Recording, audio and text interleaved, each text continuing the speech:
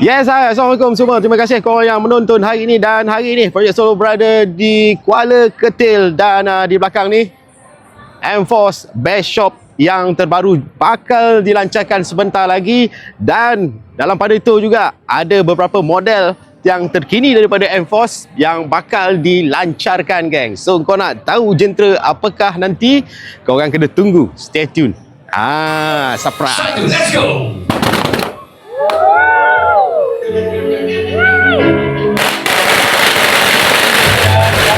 Jadi persoalan dia dah terjawab. Inilah dia yang dilancarkan pagi ini, dua buah model skuter yang dilancarkan daripada Eric Touch 250 dan Brixton Mocha, sebuah skuter klasik yang harga dia cukup mampu milik. So untuk spesifikasi dan video yang lebih detail, guys, korang tengok video lepas ni macam mana.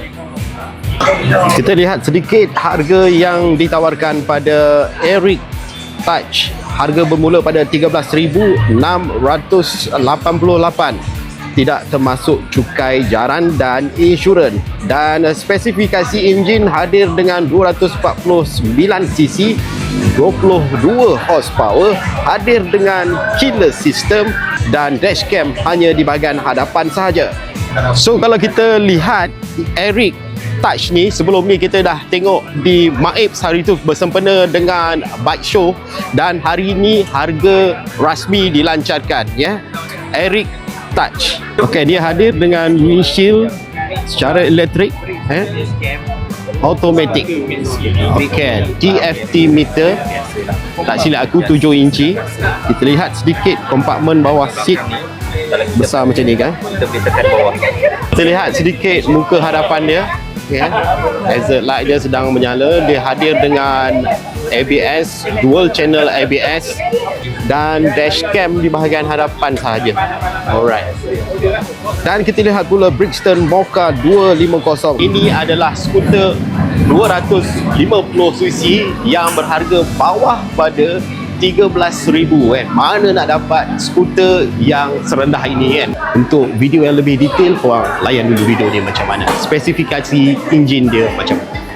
Harga yang ditawarkan cukup mampu milik. Ditawarkan pada harga RM12,888. Kapasiti enjin 244cc dan kuasa yang hadir pada 24.1 horsepower pada 8,250 rpm. Hadir dengan dual channel ABS, brake system, traction control system TCS, kapasiti tangki 12 liter, smart key system, TFT panel meter, dan USB port Type A dan Type C. Terdapat 4 warna yang ditawarkan pada hari ini, iaitu orange, putih, green dan black. Okey, jadi baik kawan-kawan, itu saja perkongsian. Terima kasih korang yang menonton. Jadi kawan-kawan mana yang berhajat untuk mendapatkan skuter idaman korang, korang boleh je roger dekat ruangan komen. Aku dah sediakan nombor-nombor kontak untuk korang hubungi. Dan sebelum tu, korang jangan lupa follow, like, comment and share. Semoga video ni bermanfaat dan korang enjoy. Kita jumpa lagi. Assalamualaikum. Bye bye. Luncur.